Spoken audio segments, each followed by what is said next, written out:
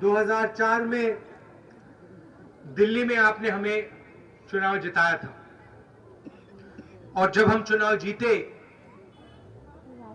Campaign में हमने आपसे एक ही वायदा किया था। बाकी पार्टियां 10-15 वायदे करती हैं, ये कर देंगे, वो कर देंगे, ये कर देंगे, वो कर देंगे। हमने सिर्फ एक वायदा किया था। हमने आपसे कहा था, देखिए अगर आपने कांग्रेस पार्टी की यूपीए की सरकार दिल्ली में बनाई तो वो गरीबों की सरकार होगी, कमजोर लोगों की सरकार होगी, किसानों की, मजदूरों की, हर जात की, हर धर्म की सरकार होगी। हमारे विपक्ष में एनडीए खड़े थे और उन्होंने भी आपको एक नारा दिया था, इंडिया शाइनिंग का नारा दिया था। किसी को याद है इंडिया शाइनिंग का नारा? क्या मतलब है इसका भाई? भारत चमक रहा है। तो जोर से बोलो, भारत चमक रहा है। अब देखिए 5 साल इन्होंने राज किया, आपके घरों में नहीं आए, आपसे बात नहीं की, आपके घरों में खाना नहीं खाए, आपके कुओं का पानी नहीं पिए, दिल्ली में नारा बना दिया इंडिया शाइनिंग, अंग्रेजी का नारा। और जब पत्रकारों ने उनसे पूछा, भैया ये आपको नारा कहां से मिला और ये आपने अंग्रेजी में क्यों दिया, मालूम है उन्होंने क्या कहा था? किसी को मालूम है? उन्होंने कहा था, उनके सबसे सीनियर जो नेता हैं उन्होंने कहा था, एक रात में टेलीविजन देख रहा था और टीवी पे एक इश्तिहार आ रहा था और उस इश्तिहार पे लिखा था इंडिया शाइनिंग, और मैंने सोचा देखो कितना अच्छा नारा है, इसे हमें चलाना चाहिए। अब देखिए अगर वो आपके घर में आए होते, अगर उन्होंने आपके घर में रोटी खाई होती, अगर घर में जाकर उन्होंने देखा होता अपनी आंखों से कि बिजली नहीं है, घर के सामने सड़क नहीं है, तो वो कभी ऐसा नारा बना सकते थे क्या? बनाते ऐसा नारा? अगर वो आपके घर में जाते तो ऐसे नारे से उनको शर्म आती कि भैया हिंदुस्तान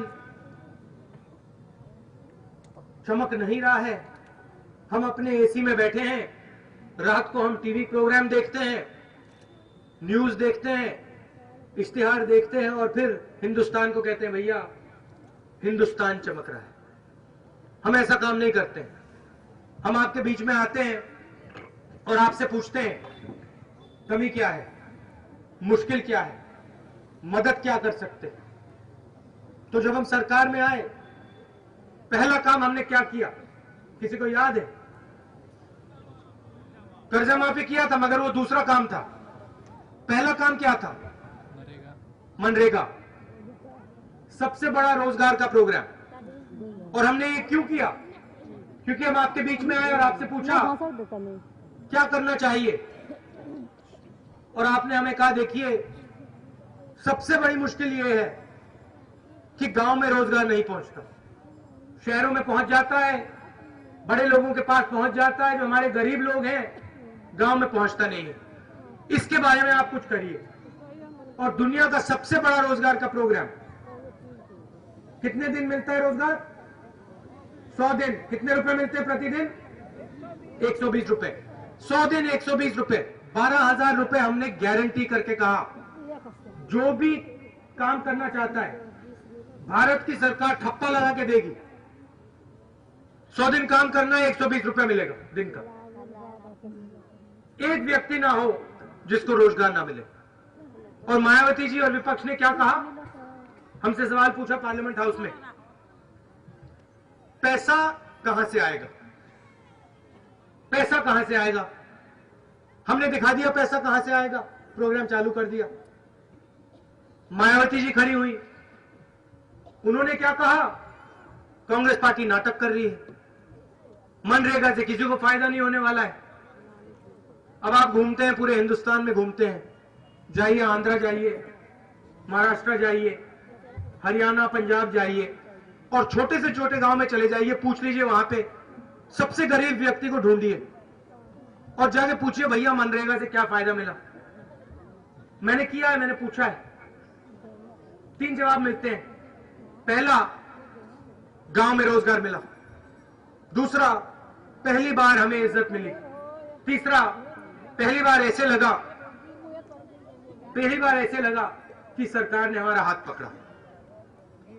और हजारों लाखों लोगों को गरीबी से निकाला मनरेगा ने। मगर यूपी में नहीं हुआ ये, यूपी में नहीं हुआ।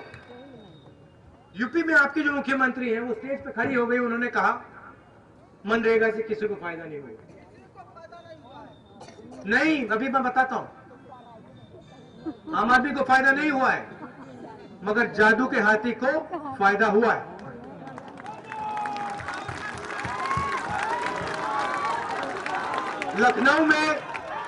लखनऊ में मायावती जी ने एक चमत्कार किया है। कभी लखनऊ में जाओगे तो आप जाके ढूंढना इस जादू के हाथी को। चमत्कार किया है उन्होंने। आमतौर से क्या होता है, हाथी सड़क पे चलता है, घास फूस खाता है, पत्ते खाता है। मायावती जी ने एक स्पेशल हाथी बनाया है। जोर से बोलो। मायावती जी ने एक ऐसा हाथी बनाया है जो, नहीं आप एक बात भूल गए, गरीबों का पैसा खाता है। वो अमीरों के पैसा नहीं खाता है। अमीरों को वो जमीन देता है किसानों की, गरीबों के पैसे खाता है। अब विपक्ष के लोगों ने कहा किसका पैसा है, कहां से आएगा पैसा, उन्होंने हमसे सवाल पूछा और आपको कहा पार्लियामेंट हाउस में। अब मैं एक बात कहना चाहता हूं, 2004 से मैं राजनीति में हूं। जो भी प्रगति हिंदुस्तान में आई है, और इस बात को आप भूलना मत कभी, जो भी प्रगति हिंदुस्तान में आई है वो आप लोग लाए हो। इस देश का गरीब, किसान और मजदूर लाया है। और जो भी पैसा बना है वो आपका पैसा है, आपके विकास का पैसा है, आपके अस्पतालों का पैसा है, आपके रोजगार के लिए पैसा है, शिक्षा का पैसा है। और जब आपका पैसा आप तक नहीं पहुंचता है तो सबसे ज्यादा नुकसान हाथी का नहीं होता, किसका होता है? आपका होता है। और सबसे ज्यादा नुकसान गरीब का होता है और युवा का होता है, जो आप सब सामने खड़े हो। अब आप जाते हो, महाराष्ट्र जाते हो, युवाओं में से कोई गया बंबई? ये देखो, हाथ उठाओ। ये सब बंबई में जाते हैं, ये मजदूरी करते हैं। नाम क्या है, एक नाम बताओ मुझे। अमित यादव जी बंबई गए थे आप? बंबई गए थे? अब देखो, अमित यादव जी बंबई गए, काम किया उन्होंने, अपना पसीना दिया। अमित यादव जी को उत्तर प्रदेश में रोजगार का हक नहीं है। उत्तर प्रदेश में ये रोजगार चाहता है तो इसको नहीं मिल सकता। अगर रोजगार चाहता है ये, तो इसे जाना पड़ेगा मुंबई, दिल्ली, हरियाणा, असम, केरला, आंध्रा। क्यों? क्योंकि वहां पे कांग्रेस पार्टी की सरकार है, वहां पे विकास है, वहां पे प्रगति है। हम जात की बात नहीं करते हैं, हम धर्म की बात नहीं करते हैं, हम प्रगति की बात करते हैं और सबको शामिल करने की बात करते हैं।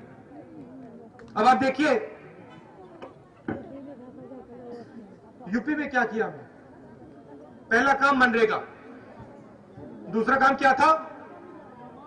कर्जा माफी, 60,000 करोड़ रुपए कर्जा माफी। जब हमने कर्जा माफी की बात की, आपको फायदा पहुंचाने के लिए, किसानों को फायदा पहुंचाने के लिए, विपक्ष ने क्या कहा? सवाल क्या पूछा? पैसा कहां से आएगा? हमने दिखा दिया पैसा कहां से आएगा, आपके जेबों में पैसा डाल दिया। 60,000 करोड़ रुपए आपको याद है? किसानों को याद है? बैंक के दरवाजे खोले। अब हम क्या बात कर रहे हैं? भोजन के अधिकार की बात कर रहे हैं। हमने कहा कि देखिए, रोजगार का अधिकार दिया, शिक्षा का अधिकार दिया, सूचना का अधिकार दिया, मगर हमारे देश में अभी भी जो कमजोर हैं, गरीब हैं, रात को भूखे सोते हैं। हमने कहा कि अधिकार होना चाहिए भोजन का, कि एक भी व्यक्ति ना भूखा सोए, एक भी बच्चा भूखा ना सोए। ऐतिहासिक काम है ये, दुनिया में सबसे बड़ा प्रोग्राम है। हजारों करोड़ रुपए हम यहां भेजने वाले हैं। और मायावती जी ने क्या कहा, खड़ी हो गई, ऐसी स्टेज पे खड़ी हो गई, पहली बात क्या कही, भोजन के अधिकार से किसी को फायदा नहीं होगा, कांग्रेस पार्टी का नाटक है। बीजेपी एनडीए ने क्या कहा, सवाल क्या पूछा, पैसा कहां से आएगा। गरीबों की बात होती है एकदम पूछते हैं पैसा कहां से आएगा, अमीरों की बात होती है, बड़े लोगों की बात होती है तो हाथी किसानों की जमीन उठा के बेच देता है, छीन लेता है और बेच देता है, पैसे बना लेता है। भट्टा परसोल गया, टप्पल गया, किसान भाई वहां थे, महिलाओं पे अत्याचार किया, किसानों पे गोली मारी। मैं वहां गया, समाजवादी पार्टी के लोग नहीं गए, बीएसपी के लोग नहीं गए, बीजेपी के लोग नहीं गए, हम लड़े उनके लिए। और पार्लियामेंट हाउस में बिल रखा है और उसी बिल को ये लोग दबाना चाह रहे हैं।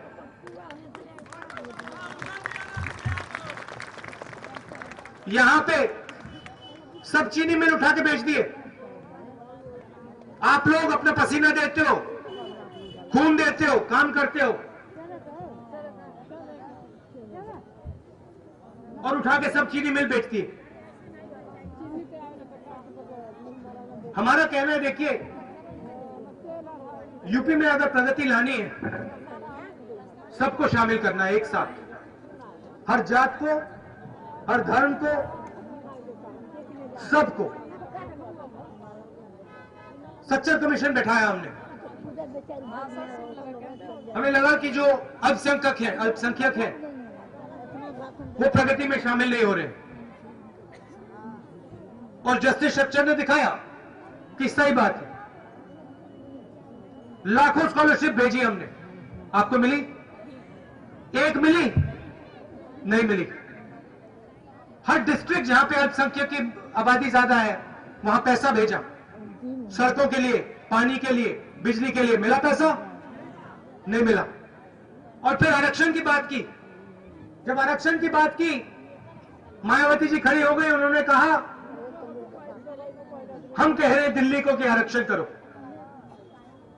यूपी में बात नहीं उठाई, 5 साल राज किया, एक बार नहीं बोला, मगर जब हम करने वाले थे तो कह दिया भैया हमने कहा है। मुलायम सिंह यादव जी खड़े हो गए, पत्रकारों ने उनसे पूछा भैया आरक्षण के बारे में क्या सोचते हो? सन्नाटा, कोई जवाब नहीं दिया। फिर से पूछा मुलायम सिंह यादव जी क्या सोचते हैं माइनॉरिटीज के आरक्षण के बारे में? सन्नाटा। हमने किया, एकदम बोले भैया कम किया है। अच्छा भैया आप 4 बार मुख्यमंत्री थे, आपने क्यों नहीं किया? उस समय आपको याद नहीं आई? और अब कह रहे कांग्रेस पार्टी ने कम किया, हम 18% करेंगे। अच्छा अगर आप 18% करेंगे तो मैनिफेस्टो में लिख दीजिए, मगर उस मैनिफेस्टो में कभी नहीं लिखा जाएगा। हम जो कहते हैं करते हैं। और हमने आपसे एक बात कही थी कि हम गरीबों की सरकार चलाएंगे, सबको शामिल करके सरकार चलाएंगे। भोजन का अधिकार किया, करने वाले हैं, सबके लिए किया। रोजगार का अधिकार सबके लिए किया। हमने ये नहीं कहा भैया किसी एक जात को रोजगार देंगे या किसी एक धर्म को रोजगार देंगे। हमने कहा हिंदुस्तान में हर एक व्यक्ति को अधिकार होना चाहिए, रोजगार का, शिक्षा का, भोजन का, सूचना का। क्योंकि हम जानते हैं कि जब तक हम सबको नहीं जोड़ेंगे तब तक ये प्रदेश आगे नहीं बढ़ेगा। समाजवादी पार्टी उम्मीद की साइकिल की बात करती है। 4 बार आपने उन पे उम्मीद की, 4 बार उनकी साइकिल पंचर हुई, आपकी उम्मीद पंचर हुई। 2007 में आपने उनको निकाला, कहा भैया हमने आप में भरोसा किया, और आपने क्रिमिनल डाल दिए पुलिस स्टेशन में, एफआईआर नहीं कर पाते थे। आप बात करते हो कि भाई अंग्रेजी की किसी को जरूरत नहीं, कंप्यूटर की किसी को जरूरत नहीं, टेक्नोलॉजी की किसी को जरूरत नहीं। क्या सिर्फ अमीर व्यक्तियों को कंप्यूटर की जरूरत है? सिर्फ अमीर व्यक्तियों के बच्चों को अंग्रेजी जाननी चाहिए? क्या गरीब को हक नहीं होना चाहिए? रोजगार का हक नहीं होना चाहिए? 15,000 रुपए मिलते हैं सीधा, अंग्रेजी बोलो, जाओ बेंगलोर में जाओ, 15,000 रुपए की नौकरी लो। क्या ये आपका हक नहीं है? क्या यहां कंपनियां नहीं खुलनी चाहिए? यहां सड़कें नहीं बननी चाहिए? यहां रोजगार नहीं होना चाहिए? क्या आपको सिर्फ वही बंबई, दिल्ली, हरियाणा के चक्कर काटने चाहिए? 4 बार आपने उन पर भरोसा किया, 3 बार आपने मायावती जी पे भरोसा किया, 3 बार आपने बीजेपी पे भरोसा किया। क्या मिला आपको? 22 साल दिए आपने उनको, 5 साल हमें दो। कांग्रेस पार्टी को 5 साल दो, बदलाव शुरू हो जाएगा। 10 साल में आप अपने प्रदेश को नहीं पहचानोगे। और एक बात आप समझ लो, मैं यहां चुनाव जीतने नहीं आया हूं, और खासतौर से युवाओं से कह रहा हूं मैं ये, हाँ, आपसे, क्या नाम है आपका? हाँ, सचिन, आप जैसे युवाओं से मैं यहां चुनाव जीतने नहीं आया हूं, मैं उत्तर प्रदेश को बदलने आया हूं। मैं भी उत्तर प्रदेश का एक युवा हूं, मेरा परिवार यहां का है, मेरी कर्मभूमि है। और मुझे गुस्सा आता है जब सचिन को बंबई जाना पड़ता है, या बाकी युवाओं को हरियाणा में काम ढूंढना पड़ता है, या किसी को आंध्रा जाना पड़ता है, अपने परिवार को यहां छोड़ना पड़ता है। गुस्सा आता है मुझे। इस चीज को बदलना है, और आप बदलोगे, बदलाव आ रहा है। इसीलिए समाजवादी पार्टी, बीएसपी, बीजेपी घबराए हुए हैं। यहां पे आंधी आने वाली है, कांग्रेस पार्टी की आंधी आने वाली है, विकास की आंधी आने वाली है। तैयार हो जाओ। आप सब दूर दूर से आए, इसके लिए बहुत बहुत धन्यवाद। नमस्कार, जय हिंद।